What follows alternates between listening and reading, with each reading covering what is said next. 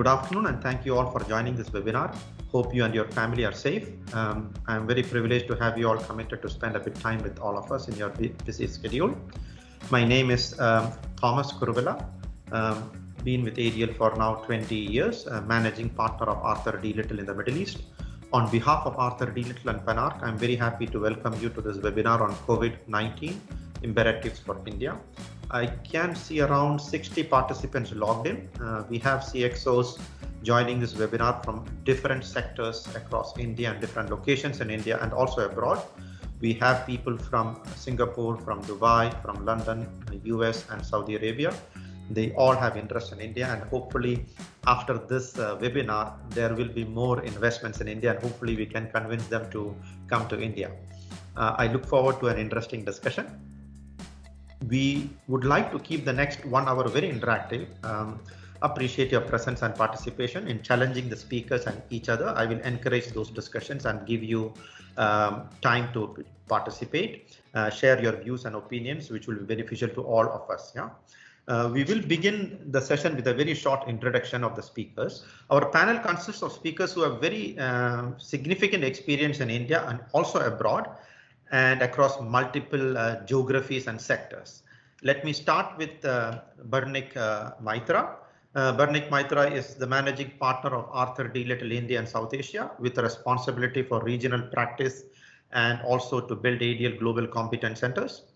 He has 20 years of consulting experience, notably as a partner with McKinsey, leading the India strategy and corporate finance practice. He's also the best-selling author who co-edited and contributed to Reimagining India, published by Simon and Schuster. Parnac, maybe you can continue with a few more inputs. I am also a technologist and a startup enthusiast, and I'm on my way back from the US to India, and unfortunately stranded here till I figure a flight back to India. Thank you, Parnac.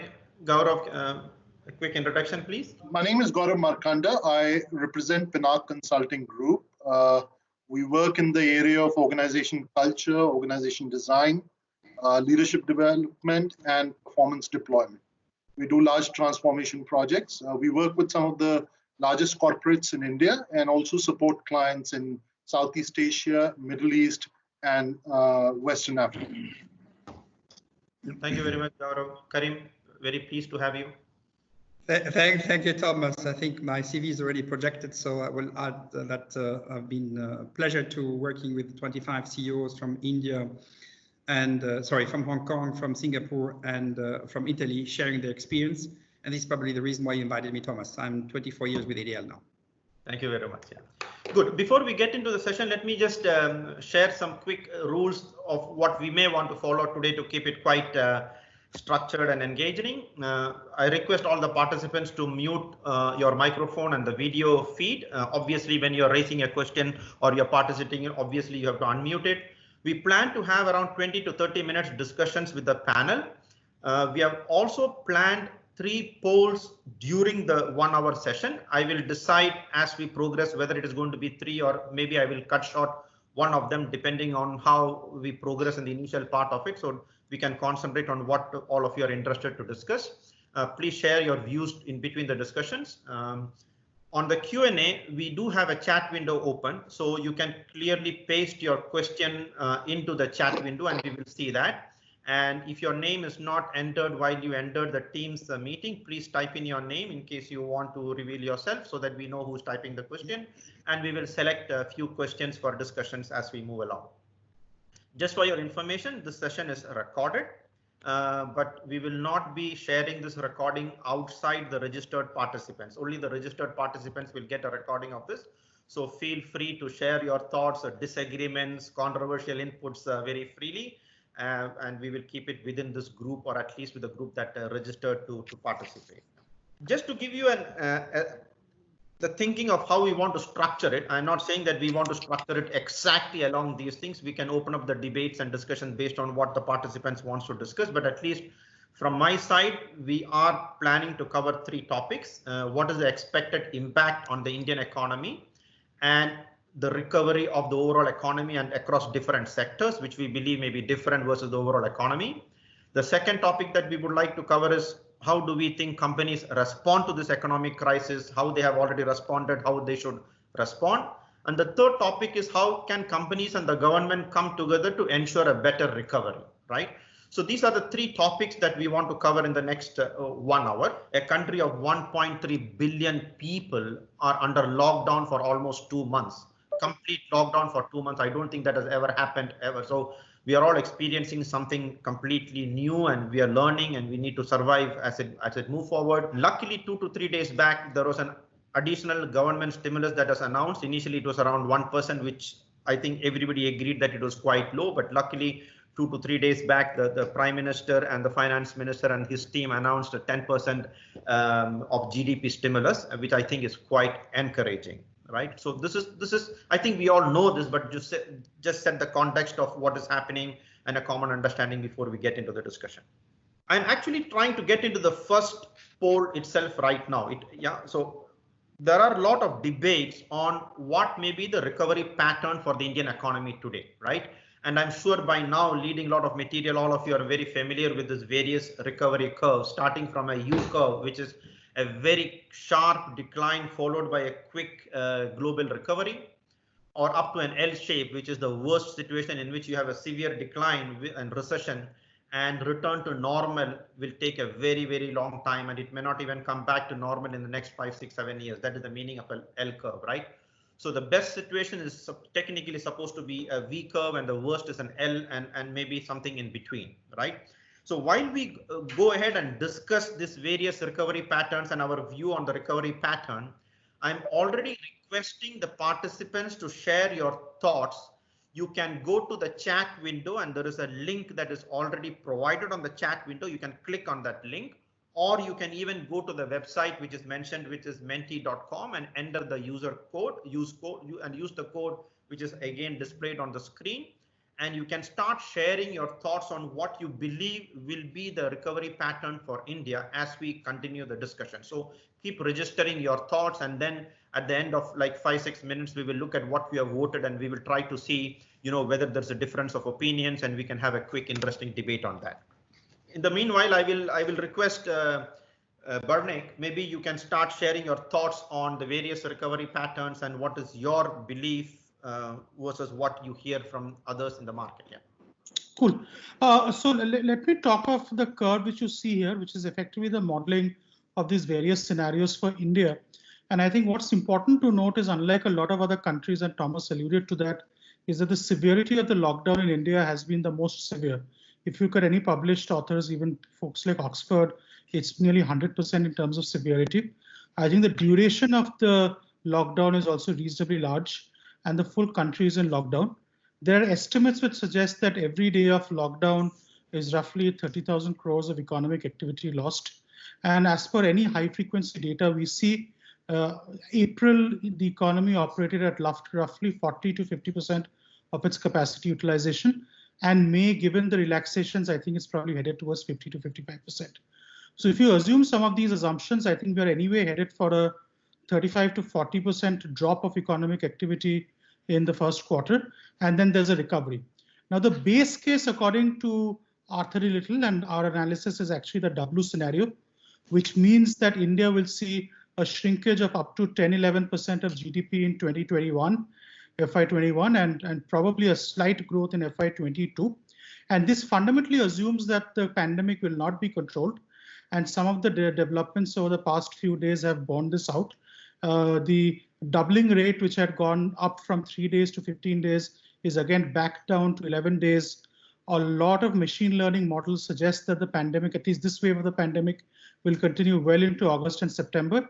And the Indian government, as we speak, is preparing for a winter resurgence. I think in that context, we will live in an era of continued containments and lockdowns. And if that's happened, the economy doesn't really have the full runway to quickly grow and recover, which is why W is in a way the base case. And there is quite a high likelihood that we may even slip to an L scenario where you can actually see even minus 15-16% contraction of GDP this year. And Parnac, this is in spite of what the government has announced in the last 2 to 3 days, right? That's your very strong, yeah. No, so I think the government announcements will not impact what has already been lost, right? So if you look at the lockdowns, right, effectively you're already on a trajectory which is beyond -2 or 3%.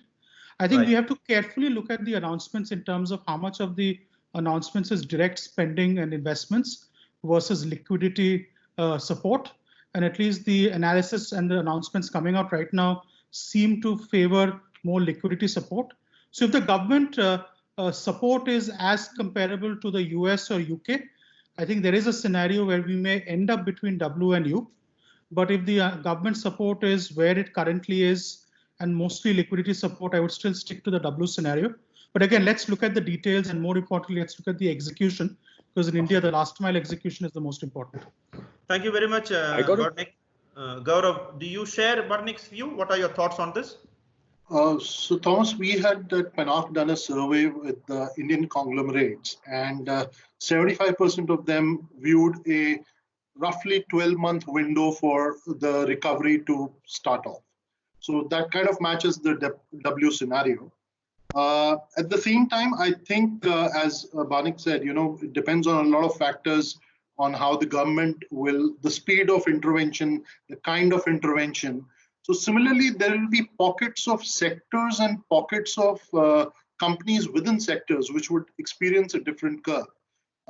And this is something which has happened during the Great Depression, wherein the leaders decided to invest ahead of the curve and really make use of this opportunity to garner market share.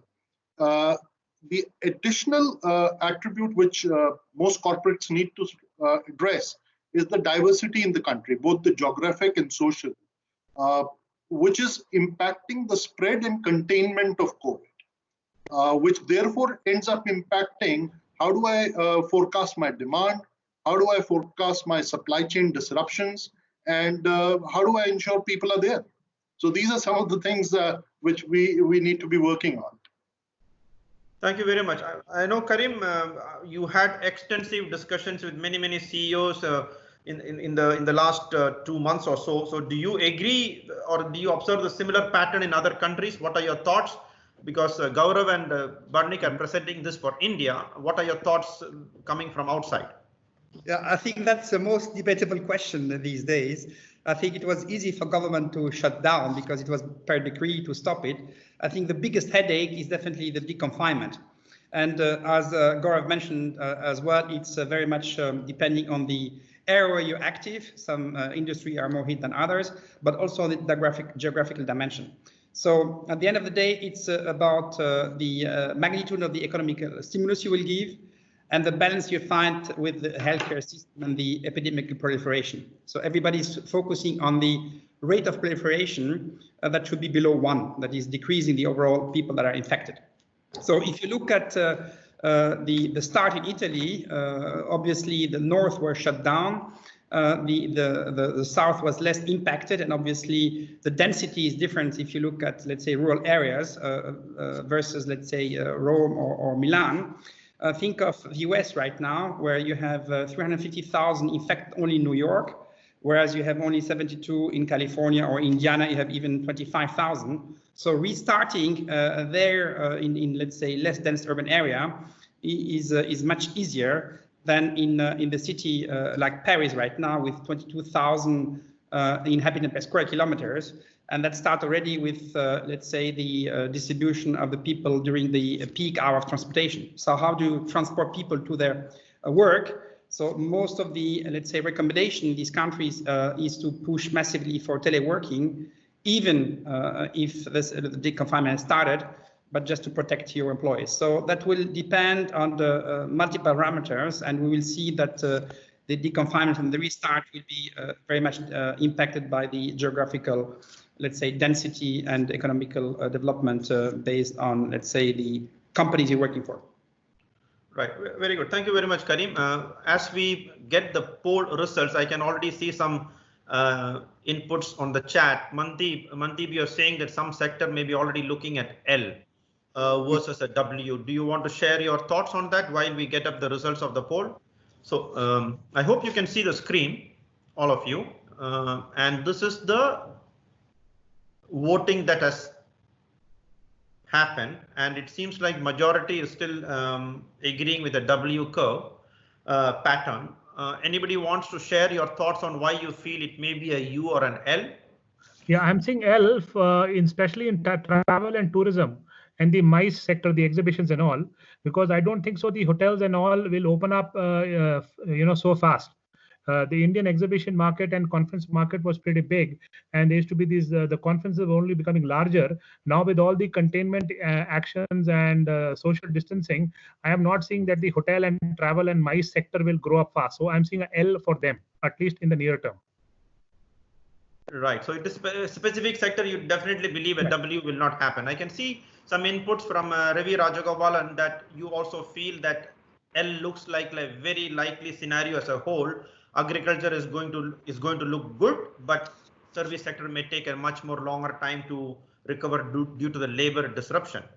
Do you want to share your thoughts? Because I can even argue that the labor disruption is something that the government can handle, and they can recover it back if they allow people to come back and remobilize, and labor can come and join back. So why maybe the case that labor will take a lot more time to recover and come back? I'm quite keen to hear, Ravi, your inputs on this. Sure, thanks. I think thank you for inviting us to this seminar. It's a great way to collectivize our thoughts upon this unusual event and look at its impact on the economy. My view is that the handling of the way migrant labor has essentially propped up in this economy has just become clear. There is a huge migration of people from employment centers to villages and to the countryside that is still underway as we speak. So it's not a done deal just as yet. Right. This is going to essentially have an inflationary impact on labor prices in the urban market if and when the lockdowns do get lifted in a phased manner. But there is a corresponding impact on manufacturing. There is a corresponding impact on the huge service sector in the economy. And there still doesn't seem to be a proper acknowledgement in the government that a huge structural displacement has been created almost under the radar, thanks to some fairly poor planning of the lockdown. It's only yesterday that the Prime Minister announced 1,000 crore relief for these migrant workers. Until then, I think it was a political football between the center and the states. Getting all these people back to manufacturing centers and getting all these people back into employment in a way that we can practice safe distancing as well as safe health practices is going to take some time, which is why I think a prolonged L-shaped is likely to be the most likely scenario for the Indian economy. I agree with the earlier speaker that travel tourism and the service sector and the urban centers is going to get hit, and those will actually take a long time to recover. Right. Let me just probe you a bit more on that input. It's quite interesting. So you're saying that the labor got displaced and they have gone to their villages. But my question to you is, the movement was not the result. What was not the decision? It is because the economic activities reduced, and because of that, the labor did not have work, and hence they moved back. If there is work to be done, they will come back. So the driving, what is driving is not whether the labor can come or not come. It depends on whether they have work to do or not. So the driving is not whether they can come back, whether there is work for them to do when they come back. That is for sure. I mean, if employment opportunities come back, then people will come back to work, and that's always the case in the case. So there is a lot of labor fungibility in that sense. And that's the hope. The fear is, of course, that those who have been essentially displaced from the cities thanks to a sudden economic lockdown may feel twice as unsure about returning to the cities. Having said that, India is awash with surplus labor. So if one person doesn't come back, maybe another person will come back. But correcting the structural imbalance points more to an L-shaped kind of recovery than a W-shaped. And I think it would be probably a more prolonged L-shaped rather than a sharpish L-shaped as we were showing in the charts. Right. Understand. I can also see some interesting comments from Samir, saying that Samir also tends to believe that it is going to be more between W and L, primarily because of the labor displacement, and you say that you're quite nervous about getting back to full capacity before 6 months or longer. So there are a few people who seriously believe that the probability of an L shape is there. Samir, do you want to respond to that? It's quite an interesting observation. It's not good. It's very painful. We all don't like it. But if that is your thinking, good to know why you say so. Yes, sure, Thomas. Thank you for inviting me to elaborate on this point. See, we run a small manufacturing unit out here. And what I'm seeing is that the labor migration pattern, which is captured by the media, of course, is that there is a lot of surplus people from UP and Bihar who have moved to west and south of the country to seek jobs, and they are going back. See, there's also this whole situation where the government has been promising a whole lot of freebies, including financial support and food and everything else. Right. Now, if you see the kind of compensation which is offered by the industry to these people who are migrating all the way, and compare that to what they are getting sitting at home, the case to actually, hop across that barrier and take that risk for an extra 5,000 rupees seems to be pretty difficult. So if you're going back to UP, Bihar, wherever you are, right, Rajasthan, and your Narega and everything else is giving you, let's say, 10,000 rupees worth of goods in any case, why would you want to risk, all of that for an extra 5,000 to 7,000 rupees? And as people are trying to come back, what we're observing is that maybe it's a local thing, but a lot of landlords and sarpanches and everybody else is quite skeptical about accepting them back into their premises, condominiums and villages. So that's creating an additional layer of uncertainty around labor coming back soon. So for me, I don't think this puzzle is going to get solved so soon, just primarily from a demand supply perspective. And the other challenge which I'm seeing is going to happen is that as we lose, production capacity, at least for us, I believe that we will also lose demand. So while, globally customers who are still working are continuing to have their faith with us, but if we keep defaulting or delaying their deliveries for next 4 months, a lot of demand will move away from us for a long period of time. So I think this whole coming back to normal will be a far more evolved and complex, play out than saying that labor has gone, they'll come back. Yeah. I understand. Yeah. Hey, Thomas, the Parnac, do you mind me interjecting because I've done a little bit of the modeling, right? Sure, See, sure. let me comment a little bit on the W versus L, right? I see there is a real viable prospect of W becoming L, and let me tell you how it plays out, right? Right now, what we are seeing is a severe off switch to the economy, right? And the off switch manifests itself in both demand and supply shocks, right? What will happen as we switch on the economy gradually is that you will see it mostly become a demand shock. Then from demand, it will become a supply chain shock. Then it will become a payments shock. And then because of all of this, and the government does not aggressively increase spending, capacity will actually start getting pulled out of the economy. In the scenario when there is what is called capacity destruction, that's where we head towards L, and that's what Japan looked like in the 80s, right? So which is why what the government needs to do has to be bold and large for us to prevent this. And I agree with all the points that I don't think labor is going to come back because still a vaccine is found, or even forget about a vaccine, till there's a hope for a decent cure. I think that risk of coming back is just too high. Now, everyone who's gone back will now be involved in the sowing season in agriculture. And just for 4,000 to 5,000 rupees more, coming back, risking yourself to a disease is something which is not going to be easy. It's a very interesting discussion. I'm going to continue on this topic with the risk of not covering everything that we wanted to cover.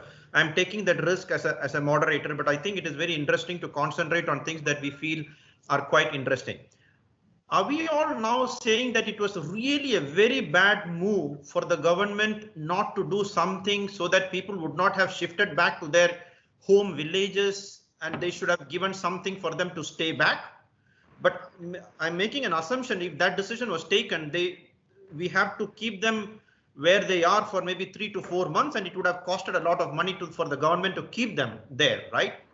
So are we saying that, because I'm listening to all of you, and all of you are saying that the laborers coming back is not so easy as at least what I thought so. I thought if things turn around, people will come back, but I'm getting a feeling from the participants that no, we have been hit hard, and we are not going to come back so easily, right?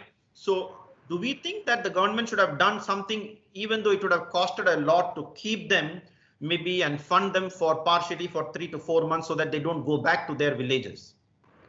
So Thomas, if I can please interject here. I think you asked a very good question.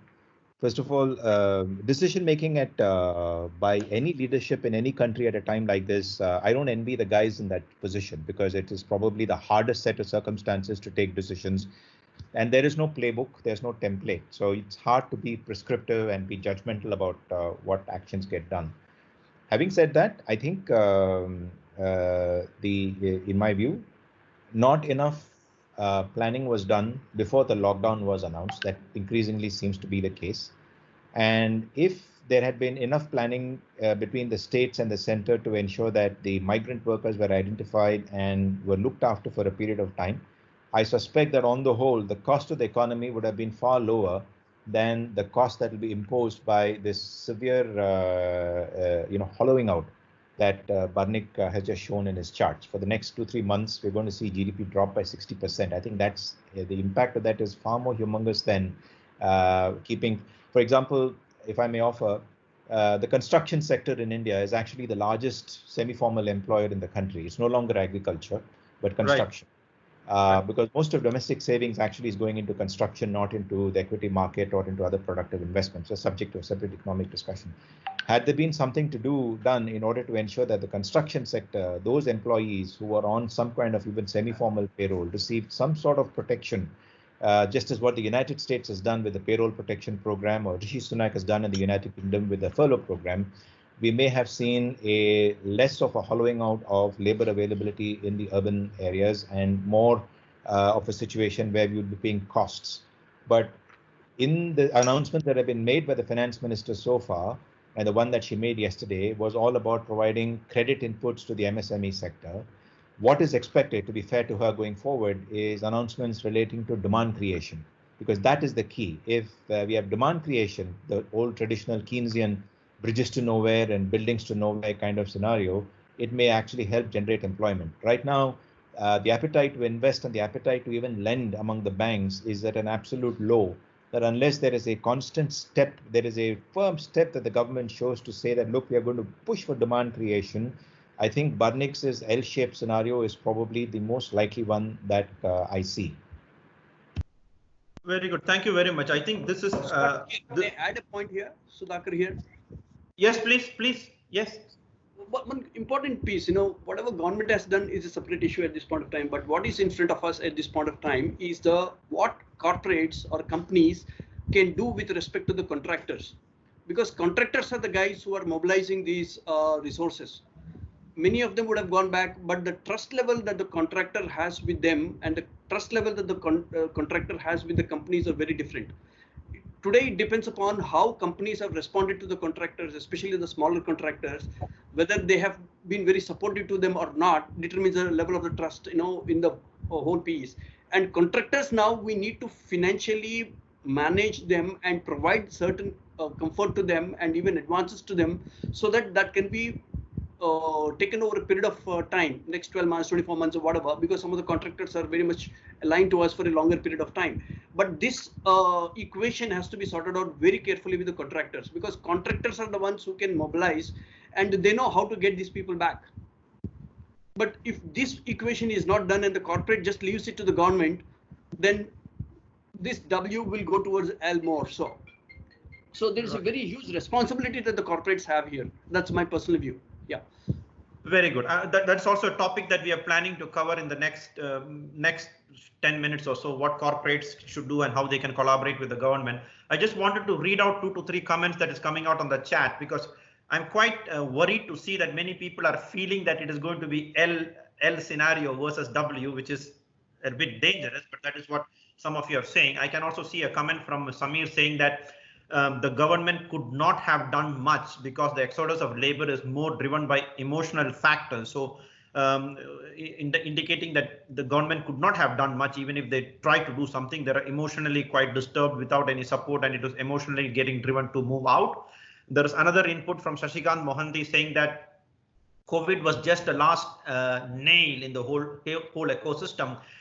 Indian economy was already in amber, so the labor migration would have already little bit started, not completely the way it is happening now, even if the COVID did not happen, because there was a bit of a depression in the economy. The GDP was not expected to grow the way it was expected, and hence a bit of labor migration would have already started even if the COVID did not come, right? Good. Thank you very much. We can continue the discussion a bit later if we have time. I would like to move on to the next topic that we wanted to cover. So far we have been discussing about the overall Indian economy. We started talking about various sectors. Now let us see, because I think it is quite clear to everybody that each sector may have a different recovery pattern, and the overall pattern is a consolidation across multiple sectors, right? So let us try to see the different opinions of people across multiple sectors, right? Yeah, Parnac, yeah, maybe you want to share your thoughts on the difference across multiple sectors in the different scenarios of W versus, you may want to talk about W versus L, yes. Even though you wanted to talk about W versus U. No, I think it's heartening to hear that it's the discussion is between W and L, because I've been very perplexed with all the reports out there as how people are believing, from Goldman saying 1% growth to everyone saying -2%. The math just didn't add up, right? And I know privately people believe things are much worse. I think on the sector recovery, I think I've painted a little bit of a picture on what the worst case looks like. And let me start with a point which some people raised. I think a lot of sectors in India were genuinely stressed before COVID, right? If you look at sectors like automotive, industrial goods, right, capital goods, right, they were already on a downward trajectory, and COVID has just come and delivered a knockout punch. I think except for fixed government spending, which is public administration and defense, where there's unlikely to be a big cut in spending, and I hope the government is not considering austerity there, right? Everything else will get impacted, right? As some participants pointed out, there'll be 80% economic activity drop in aviation, tourism, hospitality. But look at some of the other sectors like construction, mining, auto, even railways, right? The government has cancelled every single railway ticket booked till June 30th, right? Look at textiles, apparels, road, right? I think it's a widespread malaise, right? And what will determine the recovery after the on switch is flicked, in addition to labor, is what does the government really do in terms of structural reform? And there's reform in terms of financing, there's reform in terms of labor and land. And I know a lot of people, and I saw a comment by Girish saying, how can India take advantage of deglobalization? I think India should want to take advantage of it, but it has not been able to. I think of the 60 factories which moved out of North Asia in the last 3 years, India got less than 4 of them. So unless you fundamentally change your approach to industry and your approach to wealth creation and economic value creation, I think the picture is going to look quite stark, right? And I think we'll be quite lucky to get out with a W scenario in the next couple of quarters, right? So I think that's my point. I think it's deeply affected was manufacturing and services. One of the things where I would deviate a little bit is that agriculture will also get affected, not because of surplus labor, but again, the fact that there will be lack of demand. So we will be faced in a situation where there'll be a good crop, probably a bumper crop given good monsoons. But if demand is muted, then the agriculture sector again goes into distress, because then farmers have to figure out distress sales of their assets, and the rural economy itself was in distress.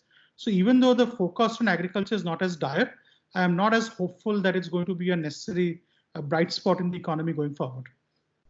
Interesting. So because I can see Vinay is mentioning that services and agricultural sector may be faster to recover, helping shift to an overall U.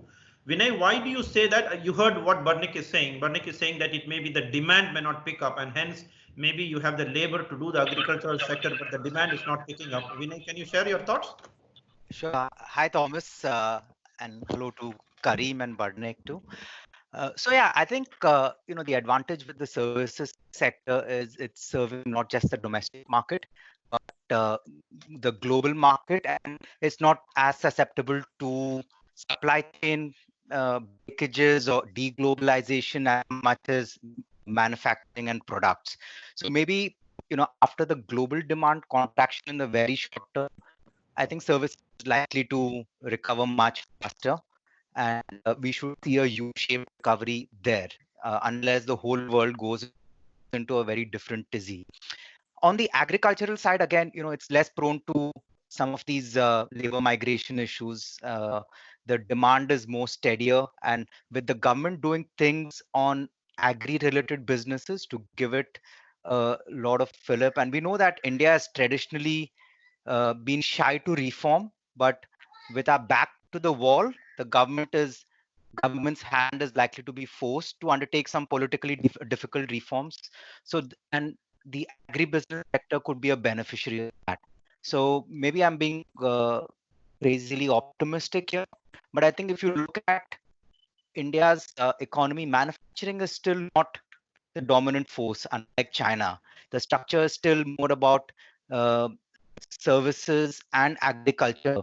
So I agree with everyone who's really pessimistic about manufacturing. I think there's a Make in India is still a slogan for now, unless things change structurally. But given that we are heavier on services and agriculture, I'm semi-optimistic in when I look at the consolidated picture. Very good, thank you. Nice to hear you, Vinay. After a while, Vinay was a colleague of many ADLers on the call today. Thank you, Vinay. Parnac, do you want to have a quick response to Vinay before we move forward?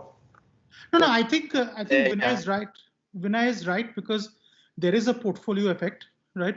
And at the end of the day, the reason why you still see the L shape look a little bit like a U or a W and not really an L is because the economy is reasonably diversified. But I would still like to point out that the recovery is also driven by policy, and policy not just by stimulus, right? I think what businesses in India and what even agriculture and a lot of other businesses are worried about is, I would say, in impractical and inconsistent application of policy. The center may have a view, may have some regulations, the state may come up with different regulations, and then your district magistrate may come up with something different regulations, right? I think the entire way India works itself, right, may be a barrier to some of the recovery. And I know there's a lot of concern in the government on district magistrates, rogue district magistrates issuing weird diktats on penal action on people who lay off contractors and all of that. So I think the governance aspect of India will be a barrier despite the best intentions. So I remain cautiously optimistic, right? I would still believe that we will be closer to a W than an L. And if the government really gets its act together, we can end somewhere between a W and a U. Very good. I know I'm getting delayed, but I got a very interesting question. How do you see deglobalization impacting Indian recovery? Right? Is it good or not good? Is it good for Indian economy, a globalization, or a deglobalization is better? Any thoughts from anybody? Well, I think, Thomas, if I may jump in here, sure. This is debated everywhere. And remember, a few months ago, everybody was pointing to Trump talking about, so to say, a relocalization and local production in the US, and it was considered as being populistic, etc. Today, show me one, let's say, government that is not talking about that. So why? Because we experienced all strategic shortages of medicine product, right? Of very basic, let's say, element to keep not the economy, but people alive, right? Think of masks, etc. So there is no question that this pandemic will make us rethink to produce locally. The key question is what industry and what area you should become, so to say, autonomous as much as possible. And at the same time, structurally, many governments, and Austria is one of them right now, that is funding, let's say, the local production under certain conditions. You get money, and there are calls around that, millions of euros, if you produce local medical, let's say, devices and appliances, provided that you use new technologies to be, let's say, leapfrogging the existing platform that are around the world, and thinking of ecology and sustainability perspective. So basically, you get money, provide you do the things differently. So it's a structural change, and you will see that with many sectors and in most of the countries. Thomas, this is Ravi here. If I can add to that excellent point, one of the things that Parnac said, which I really liked, was that there are many sectoral level legislative centers in India, and I think fortunately one of the opportunities that I see is that in some of the states in India there is a real and a genuine realization that there is a China-India transition possibility that is possible. So India has fairly archaic labor laws, People have been talking about reforming these labor laws for the last 50 years. I think 2 of the states have actually ejected them. UP and Madhya Pradesh have ejected these labor laws. Some of the states have remarkably business-friendly and pragmatic governments, so they will do everything possible to figure out a way to bypass, and not bypass, but to compensate for lack of legislative clarity at the center and bring some of these industries into India. There is a genuine desire that I sense among local government officials to capture some of this momentum, to bring some of this manufacturing into India. And I think we should not lose sight of that opportunity, despite the fact that we may have an L-shaped recovery period. I think that's something that we should definitely look at and keep our eyes on. Absolutely. I think there is many inputs and news articles and opinions saying that India should definitely benefit if they handle the situation correctly, have the right legislations corrected so that we can benefit from what is happening. I don't know whether it is deglobalization or globalization. India should definitely try to replace some of the things that China was doing. Jagan, I can see some very interesting inputs from you. Instead of me reading it, maybe you should share your quick thoughts on deglobalization. You are sharing some interesting thoughts on the chat. Thanks, Thomas. So, I mean, I feel from a deglobalization perspective, it's driven mainly by physical supply chain disruptions. Right. So maybe most of the deglobalization effect would be governments incentivizing near sourcing or semi-regional sourcing or sub-regional sourcing and moving away from a global supply chain, right, to kind of protect yourself from critical supplies. Exactly. But from a service business perspective, I think it will still continue with the status quo. I mean, I don't see any rationale to kind of increase the cost of service delivery by shifting it to near sourcing.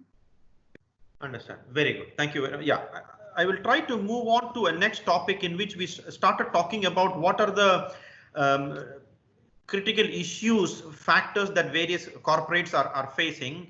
And I know that Gaurav has done a very extensive discussion on this topic. Gaurav, do you want to share some of your thoughts on what are the 5 factors impacting? Thanks, Thomas. So I'll pick from what Parnac said, cautiously optimistic. I think I'll be optimistically cautious because, and this comes from, grounds up feel of the strengths of India as a society. I was part of a meeting where one person pointed out that India has more religious institutions than educational institutions. Right. And government did not make those those religious institutions. People did. So if people in villages, tier 2 cities, tier 3 cities, and tier 1 cities are capable of building such infrastructure, they can definitely build their own economy. And so there is a lot of inherent strength. So when we look at India, I think the Western model may not work. We have to look at India as the organized sector, the unorganized sector, and the semi-organized sector, and what could also be known as a sector which people will not be able to see in their day-to-day working.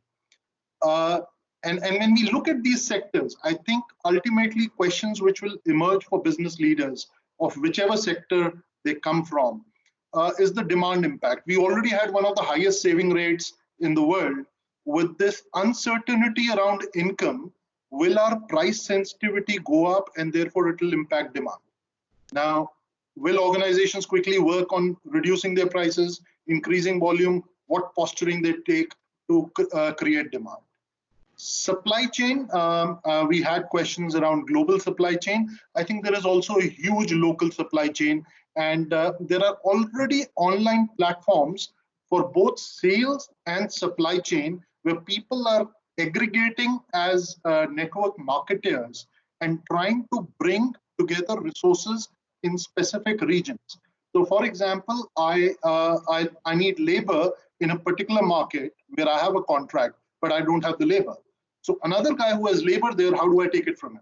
So that kind of aggregation has already started happening, which will strengthen my guesses there.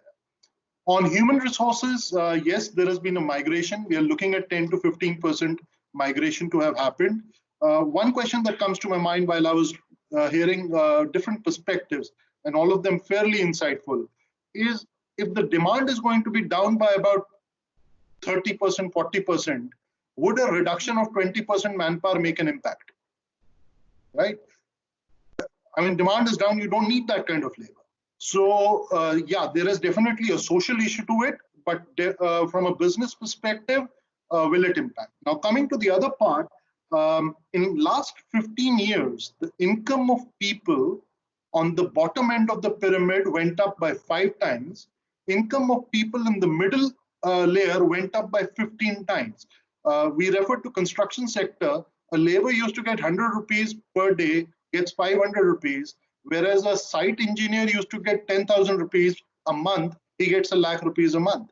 So the increases have been different. So I see that with this labor shortage, if the demand was to come back, the salaries would go up, which will help the society, though of course they will mature out very quickly. Operations with social distancing, will it be easy for us to get back to work? A lot of us have raised that issue, and each organization needs to find an answer. And on sales and marketing, the issues that organizations have been sharing is we really are not sure where is the demand, what is the demand, how is it changing, and how do we tap it? How do I establish my contact? So we hear some auto companies now coming up with contactless sales, etc. So those changes are happening. So these 5 dimensions are going to together be churning a lot of new combinations in which organizations will operate. Thank you very much, Gaurav. Participants, you have any questions, we can post it now, and we will pick it up towards the end, because I would like to move on to the next topic also. We have been discussing a lot about India so far, and now I would like to see how other international companies and CEOs have responded to this crisis. I'm very much aware that, Karim, you conducted interviews with around 25 CEOs, and specifically from Italy, Singapore, and Hong Kong, which were at the forefront of COVID crisis. So the insights from those CEOs from Italy, Singapore, and Hong Kong, I'm sure it is very, very insightful and useful for the participants. So Karim, you may want to share how international CEOs have responded to the crisis and your thoughts after listening to what has been discussed so far. Yeah, we have only 6 minutes left, so I really encourage you to download from ADL LinkedIn or my LinkedIn account the special Prism edition that we have produced for that.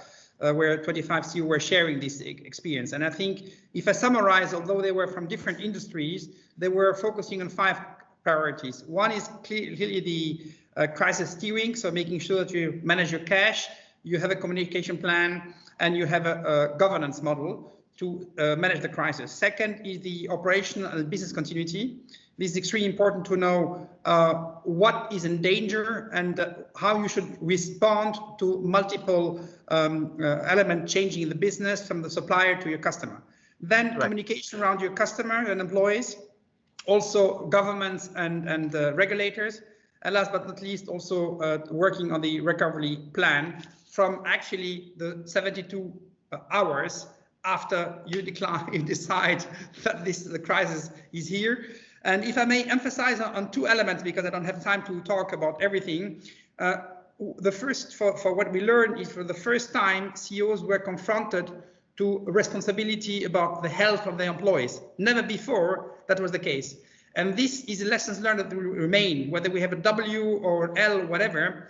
Restarting and ramping up the business will be a headache, because you're taking responsibility of your employee to get sick or not, or all the touch point with your customer. So you have to rethink completely how you manage this process in your company.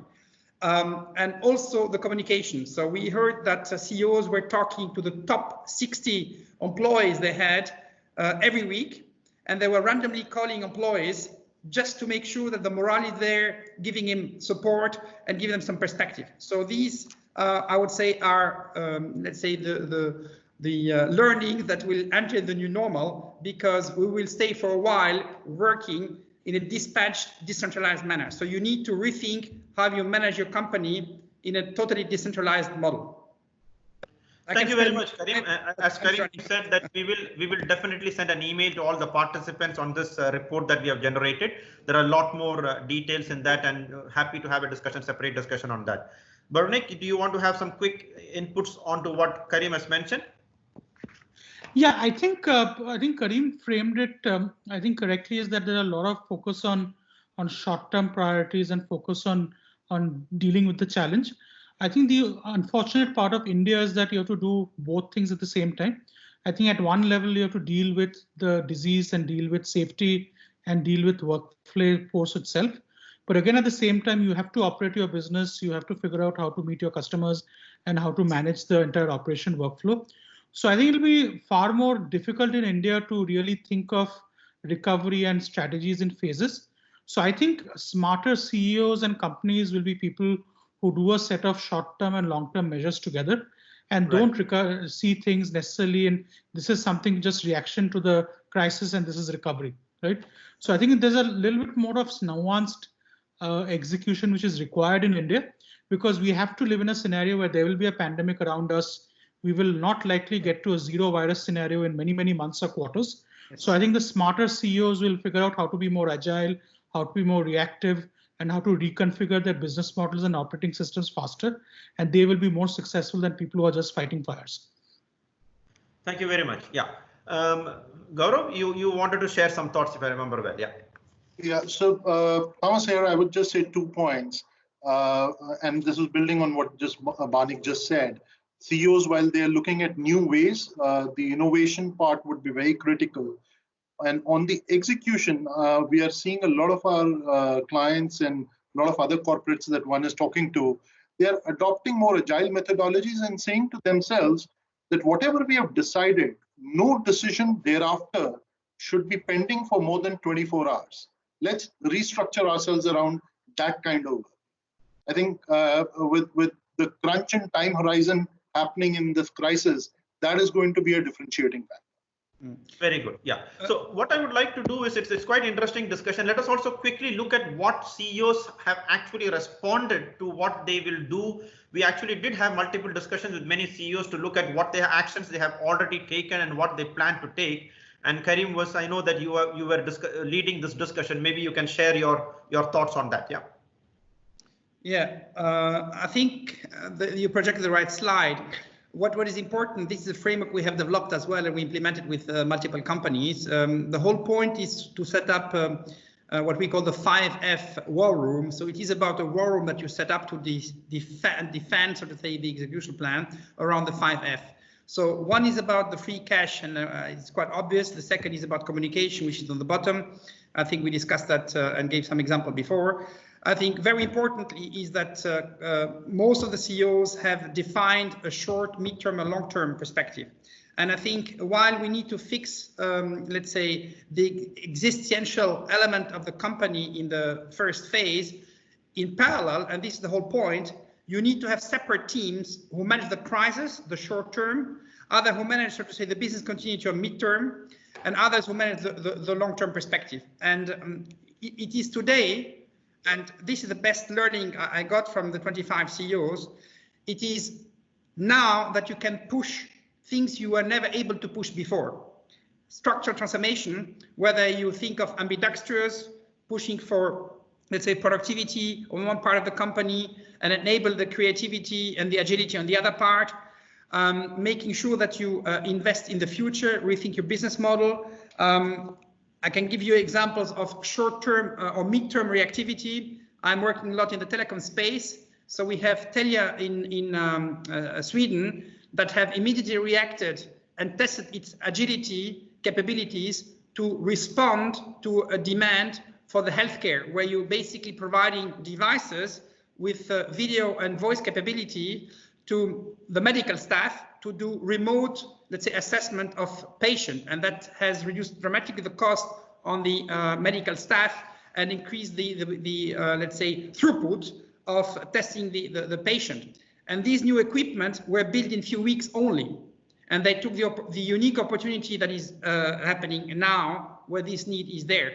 Vodafone has installed IoT devices on all camera, public CCTV cameras, to detect people who work in open spaces or in hotspots in cities, if with higher temperature, to approach them directly to, let's say, control a bit the expansion of the virus. So these were short-term initiatives based on a new demand that is arising now. And today, you will find out which companies are, let's say, able to transform, adapt to the new reality, and eventually change the business model on the longer term perspective, have a shopping list to acquire companies that they believe are relevant, either from a customer perspective, from a supplier perspective, to go to a vertical integrated strategic move, from the companies that actually are frozen, waiting things happen, and we will see after the crisis who would have survived and who gets stronger out of it. So key message, have your war room with your 5 initiatives and make sure that you have different teams addressing these issues, because the one who are focused on cost efficiency cannot think of a long-term business transformation or think of innovation in responding to an emerging customer needs. Thank you very much. It seems like there's a very interesting debate between also addressing the short term versus the long term, and what should be the priority immediately. Should we handle both of them? Should we give more importance to the short term versus the long term? Parnac, Gaurav, do you want to share some thoughts on that? I'll just share an example so that it looks like that this is possible. Now imagine a very provocative scenario where a CEO comes in and says, guys, COVID-19 or nothing, it doesn't matter. We still need to meet 1 to 3 years time horizon targets. And not only that, this whole crisis has provided us an opportunity to grow more. Now, sounds ridiculous in today's time, but a country could do this when Chile was hit by 8.8 Richter scale earthquake in Feb 2010. The incoming president said, nothing that we have committed in our manifesto is compromised. We will fulfill all those promises. In addition to that, we will rebuild the nation, and they did that. So I think it's really what Karim is saying, long-term and short-term focus needs to go parallel. Very good. Can I just bring a little bit of a nuance to it? I think everyone I've spoken to wants to do both, right? I think there is an important organization element of not only agile but matrix. And let me tell you how a discussion evolves, right? I think, and I was also spotting some discussions on whether to do digital or not. I think everyone's realized that they need to do digital, right? And suddenly there's an entire proliferation of people using collaboration solutions, people using the cloud, right? And a lot of those discussions are happening by users, right? So you're not waiting for a CIO or a CDO to come and tell you to do this, right? But as you do this, CEOs are suddenly realizing that, yes, there are lots of parts of the organization who are suddenly beginning to use Zoom and even the free accounts or the $15 paid accounts. But then no one's really thought about cybersecurity and fundamental network architecture, right? And that is why the entire concept of having many teams, but who are networked and working in a matrix fashion becomes important, because the solution should not be worse than the cure, right? And a lot of banking CEOs I've spoken to are very worried about cybersecurity attacks and hackers coming in the wake of what people are trying out. And that's why I think it's important to be matrixed, have everything flowing to the CEO, and whatever important bets you're taking is taken with the necessary safeguards and taken with the necessary longer term implications than just implementing because you feel is the right thing to do. Very good. Thank you very much. I think we had quite a very interesting discussion on this topic. For all the participants, I don't mind extending it by another 10-15 minutes. If you are keen, you can continue. I will move to the next topic, and we will keep it open for another 10-15 minutes. Since we had multiple discussions on the short term versus long term, I'm going to skip that, and I think it is much more interesting to go to the last topic that we wanted to discuss, is how the various organizations and the government can collaborate to navigate the crisis and capture the various opportunities, right? I think that's quite an interesting debate that is happening. I'm also aware of some of the inputs that I have received before we set up this webinar, agreeing or disagreeing with what the government has done so far. Some of you agree with some things that have been done, even the recent announcement that has been made in the last 2 to 3 days. Maybe Parnac, maybe you can start sharing your thoughts on what has been announced, your agreement or disagreement on that. Yeah. Yeah, cool. And why? Let me also put the slide. Cool. 1 second. No, so before we get into this, what I would also like, this is, as I said in the beginning of the discussion, we were planning to have 3 polls. I've skipped the second one, and this is the last poll. What we would like to hear from the participants is, Here we have listed a set of initiatives, right, which generally we felt that should be done, and this is the approximate budget that is required to handle this initiative as a percentage of GDP. And the participants can go to the link which is shared on the chat window, or you can go to the menti.com and use the code that is mentioned, and you may start sharing your thoughts about which one is more important for the economic recovery to happen. So share your thoughts, and we will see are we aligned with what Parnac has to share and what other experts have to share on this. So Parnac, go ahead and share your thoughts, please. Yeah. So I think let people comment on the initiatives. Let me talk a little bit about the thinking behind it. I think it was ED, and I just wanted to make a small marketing plug. I think we are in the process of launching a big India GDP report, which should be launched next Tuesday. The report has actually been ready since last Friday, and we are in the process of syndicating it to a few government people and media. And it was a great shock to us when the Prime Minister suddenly came on Monday and announced a 10% stimulus, because the report actually talks of a 10-point program delivering a 10% stimulus. And I can swear on my heart that that report was finished on 3 days before the Prime Minister's address.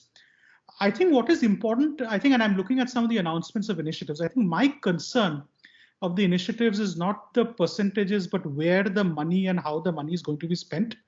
And it seems, at least from the first go, that a lot of the money is still going to be loan guarantees, loan assistance, credit, and a lot of issues to just debottleneck financing, which is a great thing to do.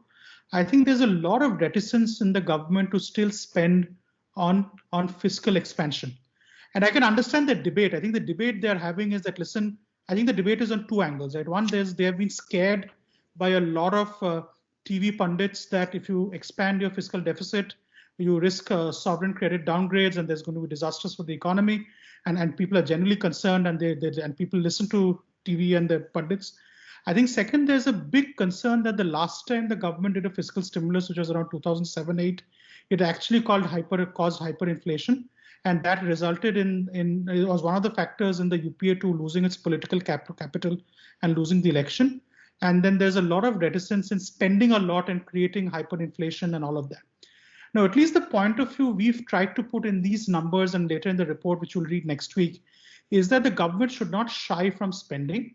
And that is for two reasons, right? One, if you look at the impending job losses and every shock which you're going to see, the 27% unemployment, the poverty rate going up, all of these are very, very deflationary in nature, right?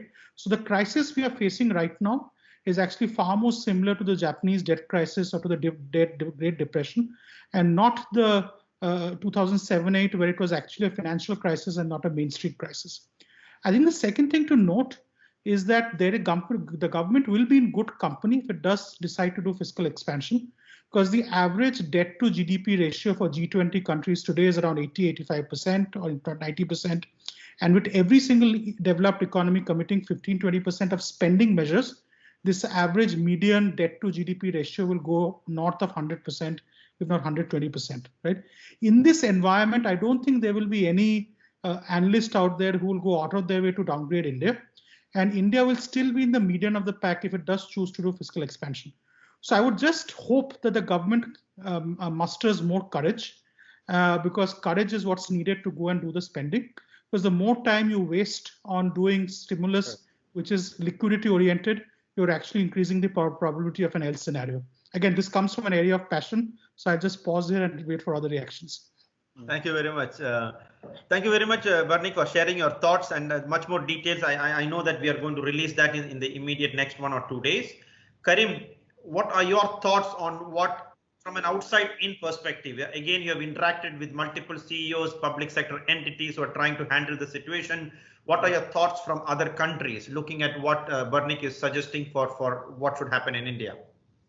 I think what Parnac mentioned is extremely important. It's the whole ecosystem. So some government are very much focusing on large corporations.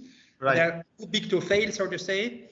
And others are more focusing on the small and medium enterprises. And I think the right balance will be important, because the first thing we learn, even if a very big company, sometimes you depend from many small, let's say, medium enterprises. And if they fail, you cannot deliver anymore. And if think of a car, if something fails, even some of the special tools, you cannot continue the production.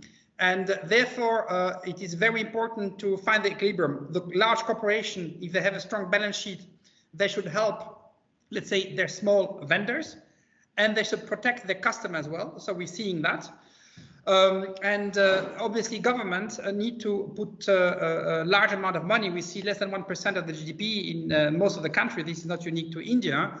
But if you reach a point of non-return of hundreds of thousands of small companies that closing down, think of the US right now with the small and medium enterprises, even the largest telcos like Verizon's, like the biggest players in the world, will face a major impact because of bad debt. Remember, 40 to 50% are prime, let's say, customers in terms of thinking every month which bill they would not pay, right? So imagine you will continue to pay the rent, but probably not anymore the telco services. So you see how the whole thing is connected. And therefore, it's very important to secure the relevant industries and make sure that you provide on-time money. So we just finalized a global study right now with 30 countries. And the message that is consistent coming out is that although money has been put, so to say, aside to finance and to support the small and medium enterprises, the processes are failing. Sponsoring companies, you can apply for an initiative or project. By the time the process, you're dead. The majority of the smaller companies have a cash flow perspective of 6 or 7 months. That's 7 weeks. And the time to process it for the government takes more than 2 months. So I think it's not only a matter of providing means, but it's also a topic around the process, how to make sure that not only interfaces, but the process works end to end.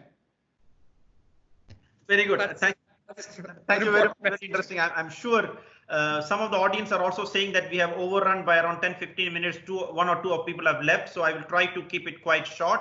While we come up with the poll results, Gaurav, I know that you had some thoughts on this topic. Please share your thoughts, and we will then show the results of the polls, and then we will take 1 or 2 more questions on this topic. Sure. So I'll keep it brief given the time constraint now. So I would say it is, there is a cycle of water and there is a cycle of money. So, the way rainfall happens is water evaporates from the ground, goes up, comes down. So the fiscal stimulus that is being done right now in India is at the ground level. Now, government needs to do something at the top as well, so that the cycle can continue. Otherwise, what Karim said, there could be a break in one of these cycles and we could have a drought. So we really need to imagine it and visualize it like that and ensure the supply of money. Thank you. I think we now have the results on the screen. It is Parnac. I don't know whether you want to react to the results of the audience input, looking at what they believe is more important versus less important. Can you share your thoughts from what you see on the screen? No. I think I would. I'm not surprised by the results. I think it's important that India secure its vulnerable, right? Because the people who are most at risk are its most vulnerable. In fact, if you look at the 130-40 million job losses which will happen, I think they're all on the brink of poverty. At the same time, I think I see a lot of excitement and enthusiasm for digital India and debottlenecking land and labor, right? So there is a great enthusiasm for making lemonade out of the lemons we are dealt with, right? So I see a good mix. I hope that the government also acts on both fronts, right? And again, I think the thing which is not missing, I think there is boldness and vision. I just hope that the execution actually follows through on the boldness of vision, and that ultimately we don't have stimulus being decided by bean counters, but more actually decided by people who know how things work. And there's a close collaboration between center, states, and local governments to get this done, right? But I'm not surprised with this. I think there has to be priorities. And if you look at some of the numbers we put, I think the numbers also are reflective of some of these numbers here, right, in terms of spending and investments. Very good. Any of the participants, if you want to share some 1 or 2 thoughts, I think we have another minute. Maybe if you can, I'm very keen to hear any inputs you have. Just as an input, I will definitely commit to you that we will document the summary discussions that we had Today, we will share the summary discussions with you. We will definitely share the presentation that we are making today. We will also share the multiple reports that we mentioned, the report that Karim mentioned about talking to around lots of CEOs, and the India report that Parnac mentioned. So we will put all of that in a package and send it to all of the registered participants. So you will get all the material. So and we will get back to you on that. So you will all receive something from us covering all the topics that we discussed. But in the meanwhile, if anybody has one or two more ideas to share or one or two questions, happy to take it. Please go ahead. Yeah. Sudhakar here. There's one thing that the government is working on very closely, and I've party to that, is there is a tripartite thing that they're looking at: the government, the NGOs, and the corporate.